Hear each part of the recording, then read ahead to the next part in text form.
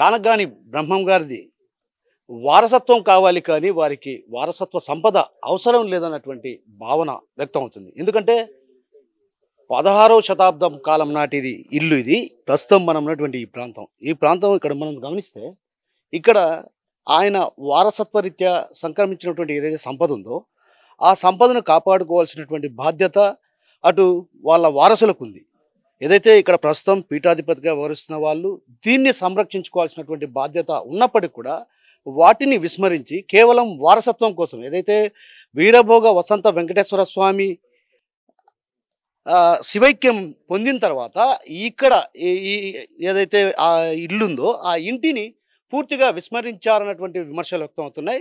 నిన్న ఏదైతే గత 3 రోజులుగా కురుస్తున్నటువంటి వర్షాలకు ఈ పాత మిద్దె నాని కూలిపోయింది. అంటే చుట్టూ ప్రహారీ గోడి కొట్టినటువంటి ఏదైతే ఈ ఆలయాన్ని సంరక్షించే వాళ్ళు ఆ నేపథ్యంలోనే ఇక్కడ ఈయన నివాసాన్ని పైన కప్పు వేసి ఉంటే ఆయన వారసత్వ సంపద అలాగే ఉండేది. కానీ దీన్ని కాపాడుకోవాలన్నటువంటి శ్రద్ధ లేకపోవడం వల్ల ఒక రకంగా ఈ ఇల్లు కూలిపోవడంతో అంటే వర్షాల కారణంగా నాని కూలిపోవడంతో ఒక్కసారిగా భక్తుల్లో కూడా కొంత మనోభావాలు దెబ్బతింటున్నాయి. ఏదో అరిష్టం జరగబోతున్నటువంటి భావన కొందరిలో వ్యక్తం అవుతున్న పరిస్థితి. అయితే ఈ నేపథ్యంలో ఇక్కడ స్థానికంగా ఉన్నటువంటి వారిని అడిగి తెలుసుకునే ప్రయత్నం చేద్దాం. అసలు ఏంటి అసలు వారసత్వం కోసం పోరాటం చేస్తున్నారా తప్ప వారసత్వ రీత్యా ఆయన సంక్రమించినటువంటి ఆస్తి, అదేవిధంగా కాలజ్ఞానాన్ని బోధించినటువంటి వ్యక్తి, గొప్ప మహనీయుడు.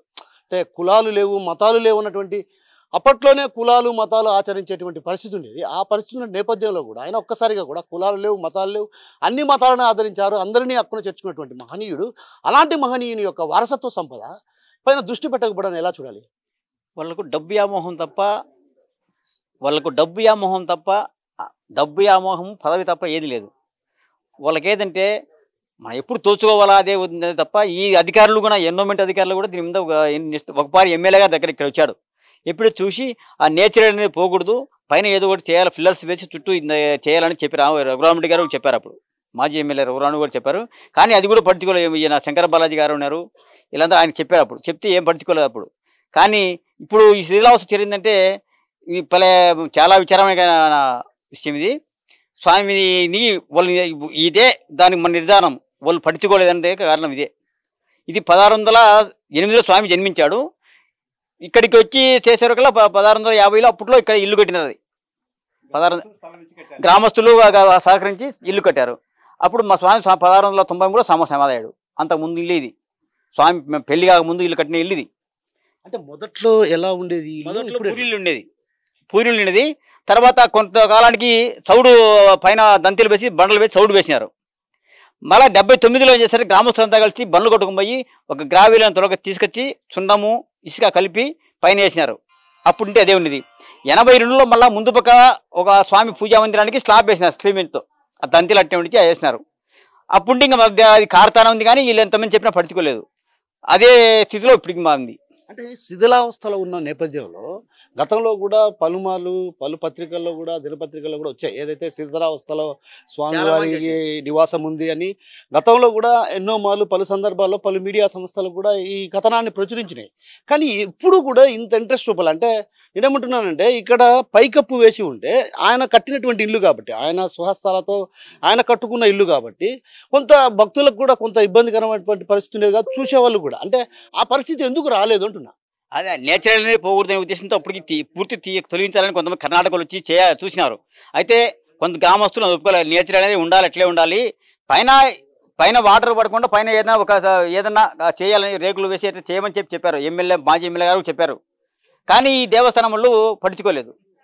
ఈ కాంపౌండ్ కట్టించినప్పుడు కూడా దీని గురించి ఆలోచన చేయలేదు. వాళ్ళకు కాంపౌండ్ లక్షలు పెట్టి ఇల్లు పట్టించుకోలేదు.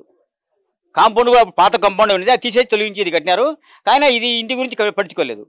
అది మరొకరు ఉన్నారు, వారిని అడిగి తెలుసుకునే ప్రయత్నం చేద్దాం. ఎందుకంటే ఇది వారసత్వ రీత్యా సంక్రమించినటువంటి ఆస్తి, దీన్ని కాపాడుకోవాల్సినటువంటి బాధ్యత వాళ్ళ కుటుంబ సభ్యులు ఎవరైతే వంశీకులు ఉన్నారో, మఠాధిపతిగా వ్యవహరిస్తున్నారో వాళ్ళు చేసుకోవాల్సినటువంటి అవసరం ఉంది. కానీ ఇక్కడెక్కడ అలాంటి పరిస్థితి కనిపించడం లేదు. అదేవిధంగా ఇక్కడ ఉన్నటువంటి మేనేజర్ కూడా దీనిపైన ప్రత్యేకమైన దృష్టి సారించాలనేటువంటి విమర్శలు వ్యక్తం అవుతాయి. ఎందుకంటే ప్రగాఢంగా భక్తులు కోరుకునేది ఏంటంటే ఆయన ఏదైతే నివాసం ఉన్నారో ఆ నివాసాన్ని చూడడానికి తెలుగు రాష్ట్రాలే కాదు కాదు, పలు రాష్ట్రాల నుంచి కూడా పెద్ద ఎత్తున ఇక్కడ తరలి వస్తుంటారు. సో అయితే ఈ నేపథ్యంలో మరికొందరు ఉన్నారు, వారిని అడిగి తెలిసిన ప్రయత్నం చెప్పండి. ఎలా చూడాలి అసలు? వారసత్వం పైన ఒక వైపు పోరు జరుగుతుంది, మరి ఇది ఏంటి అసలు? ఇది కేవలం అధికారుల నిర్లక్ష్యం మెయిన్. ఎందుకంటే అధికారులు దీన్ని ముందుగానే మామూలుగా ఇది పవిత్రమైన ప్లేసే ఈ బ్రహ్మంగారి నివాస గృహము అని వాళ్ళ అధికారులు చక్కబెట్టాల. ముందుగానే దీని గోడ పడే స్థితిలో ఉంది, ఇంజనీర్ని తీసుకుని వచ్చి చేయాల. అధికారులు ఏమంటారంటే, మేము చాలాసార్లు అధికారుల దృష్టికి కూడా తీసుకొని వెళ్ళాం. ఇక్కడ మామూలుగా చిన్న గోడ ఉండేది చుట్టూ, గజ్జిరాయి గోడ. దీనికోసం గ్రామస్తులంతా ఎంతో శ్రమించి ఈ గోడ అయినా కట్టిండ్రు. అప్పుడు మళ్ళీ ఈ గోడకు కూడా ఎస్టిమేషన్ ఇచ్చారు. ఈ బ్రహ్మంగారి ఇంటికి కూడా ఎస్టిమేషన్ ఇచ్చి మాజీ ఎమ్మెల్యే రఘురామరెడ్డి గారు రెడీ చేయమని అంతా ఓకే అయినది. కానీ మారుతి మహాలక్ష్మ గారు ఆ పీఠం ముడిపడి కోర్టు స్టే తీసుకొని వచ్చింది. మళ్ళీ మీరు కట్టద్దు అని అధికారులకు నోటీసులు ఇచ్చింది. కాబట్టి దానివల్ల నిర్లక్ష్యం అయిపోయింది. వీళ్ళు దీనికోసం కొట్లాడుకుంటారు కానీ బ్రహ్మంగారి ఇంటి కోసము ఒరే మనం ఫస్ట్ దీన్ని చేయాలనే ఉద్దేశం వాళ్ళకు లేదు. ఏం ఈ ఊరయ్యా, ఇన్నే పుట్టడము, ఇన్నే పెరగడము, అత్తగారిలు మామగారిలు అంతా మాది ఇదే ఈ ఊరే. స్వామి పుట్టినాల నుంచి నేను ఇన్ని ఉండ ఇప్పటికీ. మరి స్వామి కాలజ్ఞానం అంతా చెప్పుకుంటా ఉంటారు. ఇక్కడ జరిగింది, స్వామి ఇక్కడ వచ్చింది, స్వామి వడ్డంగి పని చేసింది, ఇక్కడ మానున్నది, మాను పడిపోయి 10 ఏళ్ళ దాకా అవుతుంది. ఆ యాపాకు సప్పగా ఒగురుగా ఉంటున్నది, స్వామికి ఇక్కడ జరుగుతున్నది. మా కామర్షియల్ మేము పిల్లప్పుడు 3 పటికల పాము కూడా ఇక్కడ వచ్చి తిరుగుతూ ఉన్నది, పుట్టలో పడుతూ ఉన్నది. అంతా లక్షణంగా జరిగింది. చూసి అంటవా అది వాన వచ్చింది, నానింది, ఈ పక్క పడిపోయింది. అంటే జమాన్లో పెడతాండారు, పూజలు పురకాలు ఏమంతగా చేయడం లేదు. ఆ వరకు పూజలు చేస్తున్నారు. ఇప్పుడు పూజలు గిజలు ఏమంతగా చేయడం లేదు ఇక్కడ. వాళ్ళే పట్టించుకుని మనకు తెలుసు సార్. కట్టాలనే పట్టుదల వాళ్ళు, నేను పట్టుకునేది మాకు తెలియదు. ఇప్పుడు పడిపోయినాక వచ్చి అందరూ చూస్తా ఉన్నారు, కడతా ఉన్నారు, అంతవరకు తెలుసు నాకు. ఇల్లు కూలిపోవడానికి కారణం వాళ్ళే కదా. వాళ్ళు ఏం చేసిండ్రు? వాన కదా, వాన అంటే ఇప్పుడు దాన్ని కాపాడుకోవాల్సిన బాధ్యత ఉంది కదా. కాపాడాలంటే పడక తలకే కట్టుకోవాలని నువ్వు చెప్పేది. అది అంతవరకు వాళ్ళు అనుకోలే. అది వాళ్ళు అనుకోలే, పడుతుందని వాళ్ళు అనుకోలే. వాన వచ్చింది, పడిపోయింది. అంతవరకు వాళ్ళకు తెలుసు, మనకు తెలుసు. వాళ్ళు కాపాడుకోలే, ముందుగా తీసుకడదామని అనుకోలే. నా స్వగ్రామం ఈ ఊరే. నాకు ఇప్పుడు వయసు 77 జరుగుతుంది. ఇంతకుముందు ఆర్టీసీ రోడ్డు రవాణా సంస్థలో 36 సంవత్సరం సర్వీస్ చేసి సీనియర్ ట్రాఫిక్ ఇన్స్పెక్టర్గా ఇంటికి వచ్చేసిన. ఇక్కడికి వచ్చిన తర్వాత ఈ ఆర్టీసీలో చేరక మునుపు బ్రహ్మంగారి మఠంలో బుకింగ్ క్లర్క్గా పనిచేసి 50 రూపాయలు వేతనం తీసుకుంటూ 73లో కడప జిల్లా జాతీయం అయ్యేటప్పుడు బ్రహ్మంగారి నువ్వు బయటికి వెళ్ళిపోయాయని చెప్పాడు. నీకు ఉద్యోగం వస్తుంది, నువ్వు వెళ్ళిపోన్నాడు. అప్పుడు నేను వెళ్ళిపోయి 73లో డిసెంబర్లో యాజ్ ఎ కండక్టర్గా సెలెక్ట్ అయ్యాను.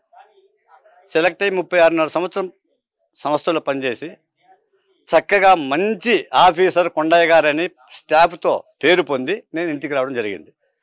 మరి ఈనాడు స్వాముల వారి ఇల్లు పడిపోయిందంటే మరి అది ఎంత నిర్లక్ష్య ప్రభావము మన మేనేజ్మెంట్లో ఉందో, ఎండోమెంట్లో ఉందో, మఠాధిపతుల వాళ్ళ నిర్లక్ష్యంలో ఉందో అది అందరికీ అర్థమవుతా ఉంది సార్. కాబట్టి ఇప్పటికైనా మీరు ఈ ద్వారానైనా, రాత్రి కలెక్టర్ గారు వచ్చారు, చూసిపోయినాడు, మరి వారు కూడా స్పందించినారు, చేయాల స్వాముల నివాసం కట్టాలని. కాబట్టి మీ పత్రికా మూలకంగా కానీ ముందుకు జరిపించి స్వాముల నివాసం కూడా మనం అందరం నిలేస్తాం. ఒకటి నేను ఇక్కడ మిమ్మల్ని అడగదలుచుకున్న ఒక మాట, చిన్న మాట. ఇప్పుడు ఎండోమెంట్ పరిధిలో ఉంది. గతంలో ఇది పీఠాధిపతి ఆధిపత్యంలోనే ఉంది కదా. నేను ఇక్కడ ఏమంటున్నానంటే, వారసత్వం కోసం ఏదైతే మాకు వారసత్వం కావాలి, పీఠాధిపత్యం కావాలి అని వారసత్వం కోసం ప్రాకులాడి, వారసత్వం కోసం కోర్టుల చుట్టూ తిరుగుతున్నటువంటి వీళ్ళు ఆయన వారసత్వ సంపద పైన ఎందుకు దృష్టి పెట్టలేదు? ఇది ఆయన వారసత్వ సంపద, ఆయన నడయాడినటువంటి ప్రాంతం.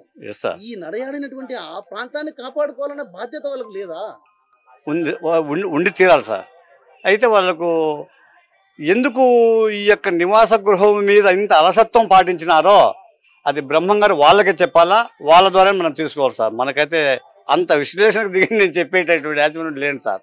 ఇప్పుడు ప్రస్తుతం వీరి మధ్య గొడవ జరుగుతుందా పీఠాధిపత్యం కోసం? ఆ పీఠాధిపత్యం కోసం పోరు జరుగుతూ ఉంది. ఎవరి మధ్య జరుగుతుంది?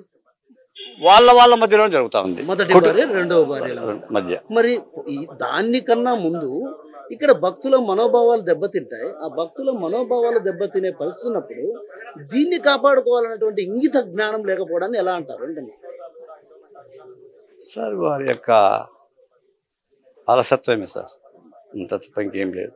ఇది బాగుండాలి కదా, స్వామి నివాస గృహం దీని తరపునే మనం వచ్చి బతుకుతున్నాం కదా అనేటటువంటి వాళ్ళలో రావాల్సిన విషయం సార్. స్వామివారు లేకపోతే ఇల్లు లేరు సార్. స్వామి బ్రహ్మం గారు అనే వ్యక్తి వల్లే ఇళ్లకు జీవం ఉంది, ఇళ్లకు బ్రతికున్నారు ఉన్నారు సార్. ఉన్నారు. చిన్న విషయం చెప్తా.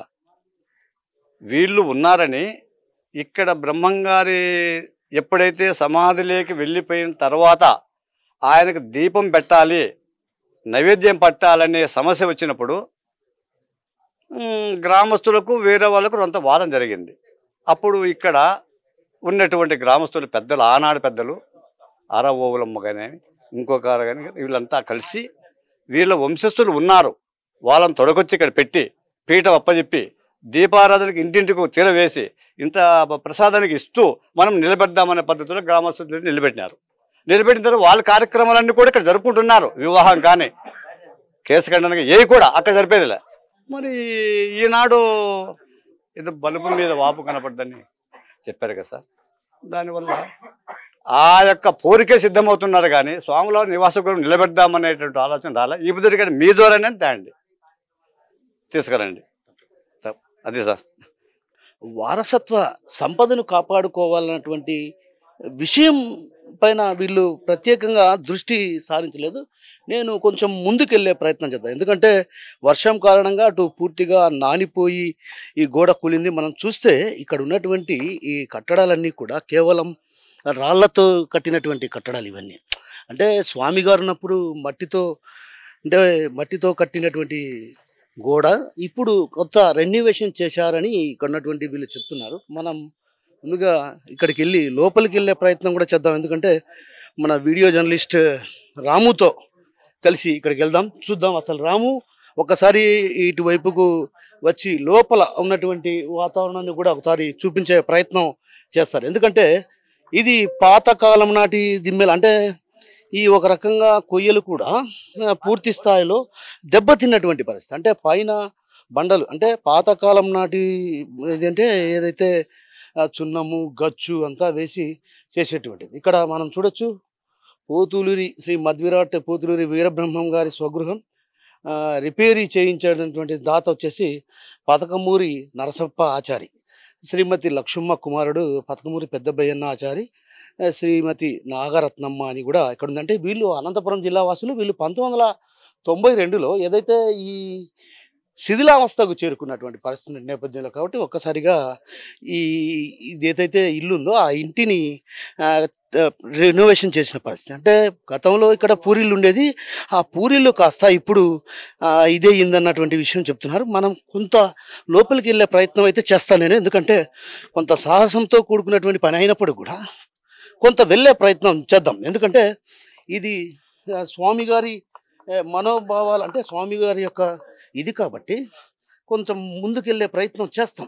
ఎందుకంటే అతి కష్టమైనా కూడా కష్టం మీద అయినా సరే మీకు స్వామివారి ఇల్లును చూపించే ప్రయత్నం నేను చేస్తాను. ఎందుకంటే ఇది భక్తులకు కూడా కొంత మనోభావాలు కూడా దెబ్బతినే పరిస్థితి. ఎందుకంటే ఈయన కాలజ్ఞాని, ఈయన చెప్పిన మాట తూచా తప్పకుండా జరుగుతున్నటువంటి పరిస్థితి కాబట్టి అంటే కాలగ్రహణం ప్రబోధించినటువంటి వ్యక్తి అంటే భవిష్యత్తు గురించి ముందుగా చెప్పినటువంటి ఆయన కాబట్టి కొంత ఆయన ఏదైతే ఇక్కడ నివాసం ఉన్నారు అంటే ఈ ప్రాంతంలో ఆయన నివాసం ఉన్నటువంటి ప్రాంతం ఇది కొద్దిగా అంటే పాత మిద్దె అంటే ఒకప్పుడు పూరిళ్ళు ఆయన నివాసం ఉన్నప్పుడు అంటే 16వ శతాబ్దం అంటే 1651లో ఉన్నప్పుడు ఆయన ఇక్కడ నివాసం ఉన్నటువంటి పరిస్థితి.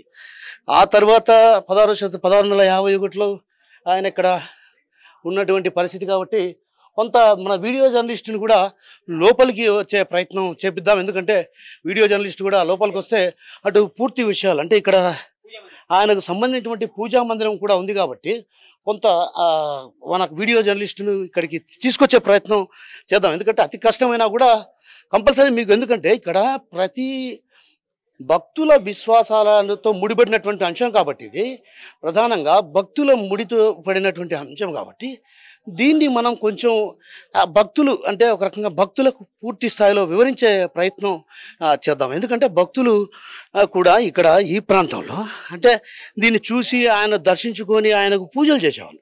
ఇప్పుడు మనం చూస్తున్నటువంటి ఈ మందిరం కూడా ఆయన పూజా మందిరం. ఏదైతే బ్రహ్మంగారు ఈ నివాసం ఉన్నటువంటి ప్రాంతం, ఈ నివాసంలో కూడా పూజా మందిరం కూడా అంటే ఇది కూడా పూర్తిగా దెబ్బతిన్న పరిస్థితి. అంటే ఒక రకంగా ఇక్కడ ఉన్నటువంటి ఈ ఏదైతే ఈ పూజా మందిరం కూడా ఇది చూడండి, మనం చూస్తున్నాం ఇక్కడ విజువల్స్లో, దాన మందిరం కూడా పూర్తిగా చెదలు పట్టిన పరిస్థితి. అంటే ఒక రకంగా ఎంతో కాలంగా కూడా ఇది అటు పూర్తిగా దెబ్బతిన్నటువంటి పరిస్థితి ఉంది. కాబట్టి ఆ దెబ్బతిన్నటువంటి నేపథ్యంలో కూడా దీనిపైన ప్రత్యేకమైన దృష్టి సారించలేదు. ఎందుకంటే ఎంతసేపునా వాళ్లకు మనకు వారసత్వం రావాలి అన్నది భావనే తప్ప ఇక్కడ ఆయనకు సంబంధించినటువంటి ఆస్తి ఉంది, ఆయన నివాసం ఉన్నటువంటి ప్రాంతం, ఈ ప్రాంతం పైన కొంత దృష్టి పెట్టాలన్నటువంటి భావన లేదు. మనం ఇక్కడ ఫ్యాన్ కూడా ఉంది. అంటే ఒక రకంగా ఇక్కడికి వచ్చే భక్తులు కూడా పూర్తిగా మనుషులు అంటే పూర్తిగా భక్తులు కూడా ఆయన నివాసం ఉన్నటువంటి ప్రాంతం అంటే చూడ్డానికి ఎంతోమంది ఆసక్తిని చూపుతుంటారు.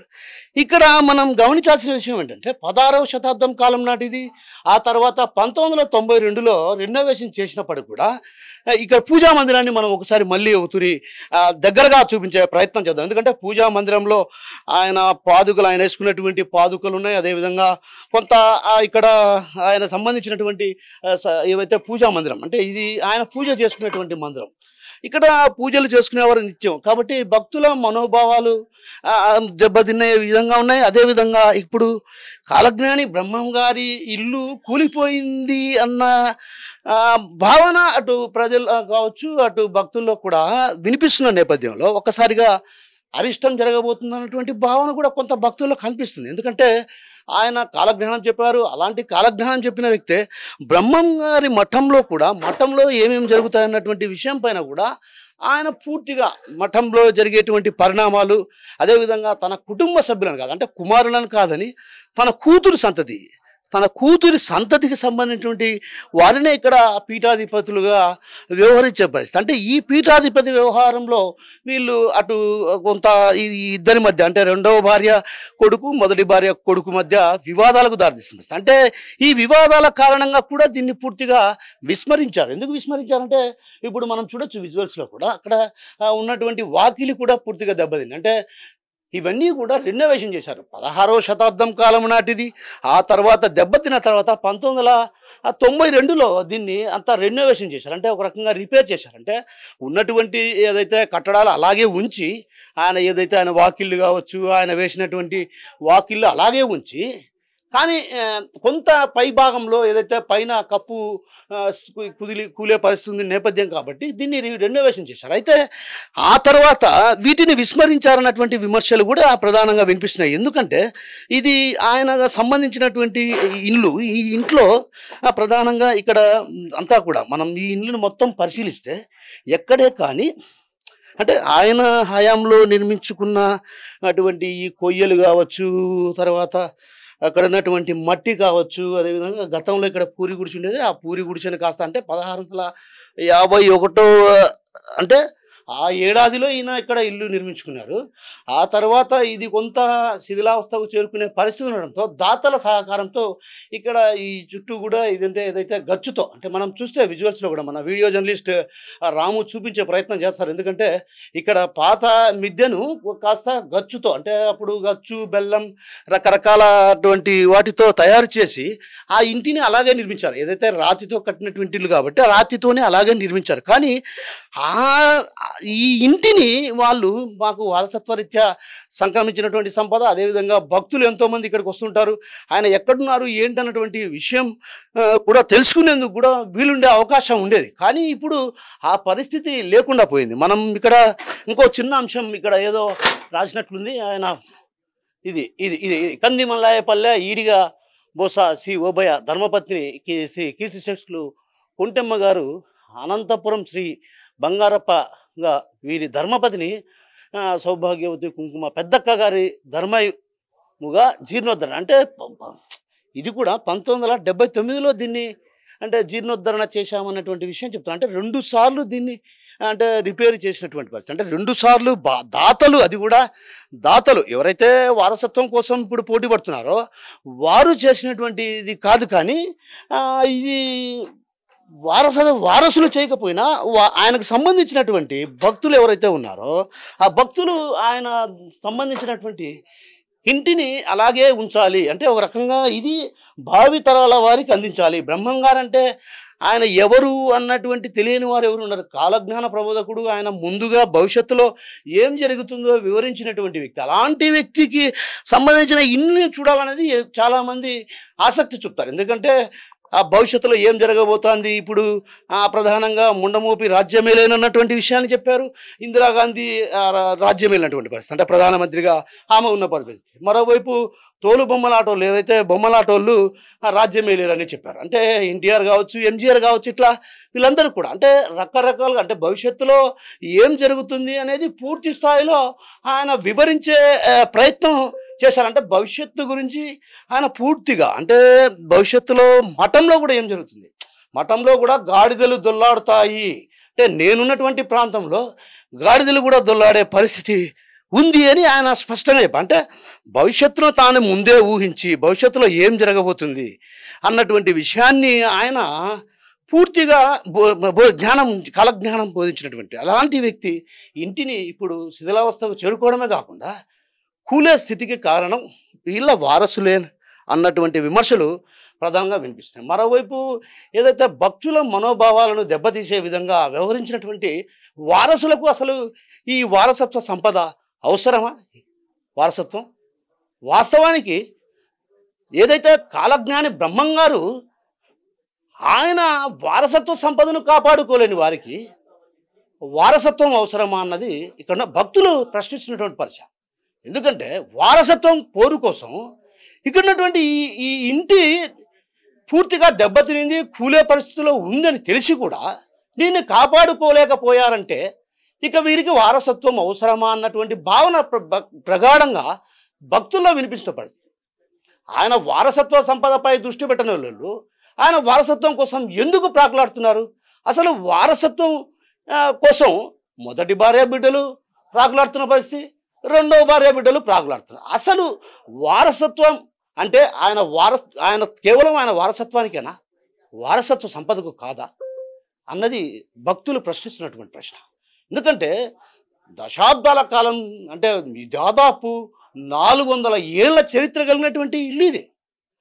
ఇలాంటి 400 ఏళ్ల చరిత్ర కలిగినటువంటి ఇల్లులు మనం ఎక్కడ చూసినాం.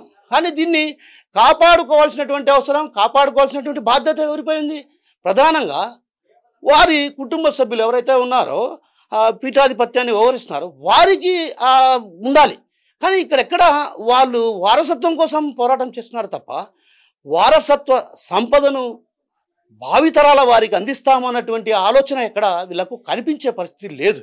ఎందుకంటే ఈ వారసత్వం కోసం వీరిద్దరూ పోట్లాడుకుంటున్న తరుణంలో ఒక్కసారిగా ఏదైతే దీన్ని విస్మరించారు, ఆ వారసత్వం కోసం కోర్టులను ఆశ్రయిస్తున్నారు, వారసత్వం కోసం రకరకాల ప్రయత్నాలు చేస్తున్నారు, రాజకీయ జోక్యంతో ఎట్లాగైనా వారసత్వాన్ని పొందాలనుకుంటున్నారు. మరి అదే వారసత్వాన్ని పొందాలనుకుంటున్న వీళ్లకు ఎందుకు ఈ బ్రహ్మంగారి నివాసం పైన ఎందుకు దృష్టి లేదు? ఆయన సంపాదించినటువంటి ఆస్తులైతే కావాలి, ఆయన సంపాదించినటువంటి ఏవైతే పీఠాధిపత్యం కావాలి, ఆయన సంపాదించినటువంటి ఆస్తులు కావాలి.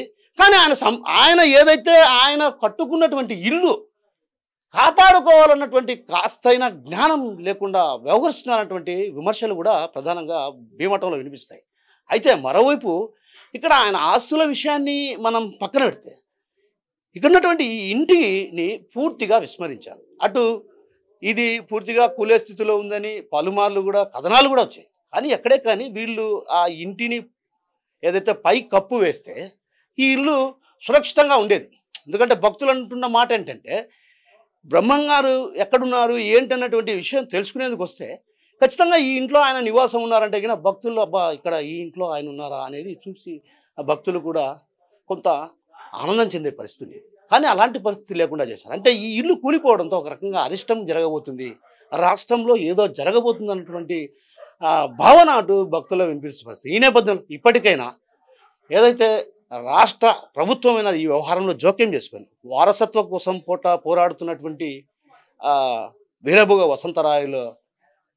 వసంత వెంకటేశ్వర గారి సంతానానికి సంబంధించినటువంటి వారిని పక్కన పెట్టి గతంలో ఏ విధంగా అయితే ఈ కట్టడాలు ఉన్నాయో అదే విధంగా అదే తరహాలు, అంటే ఇప్పుడు ప్రస్తుతం అదే తరహాలో కట్టడాలు అసాధ్యమైన పని, కానీ ఆయన ఉన్నటువంటి ఈ నివాసంలో తిరిగి రెనోవేషన్ చేయాల్సినటువంటి అవసరం ఎంతైనా ఉంది అన్నటువంటి భావన భక్తులు వ్యక్తమవుతున్న పరిస్థితి. కాబట్టి ఖచ్చితంగా ఆ దిశగా అడుగులు వేయాల్సినటువంటి అవసరం ఎంతైనా ఉంది. ఏది ఏమన్నప్పటికి కూడా కాలజ్ఞాని బ్రహ్మం గారి ఈ ఇంటిని కాపాడుకోవడంలో వారసులు మాత్రం విఫలమయ్యారన్నటువంటి విమర్శలు వ్యక్తమవుతున్నాయి. కెమెరా పర్సన్ రాముతో కిషోర్, RTV, బ్రహ్మంగారి మఠం నుంచి. అసలైన తొలి వెలుగు. ఫాలో వాట్సాప్ @తొలి వెలుగు official.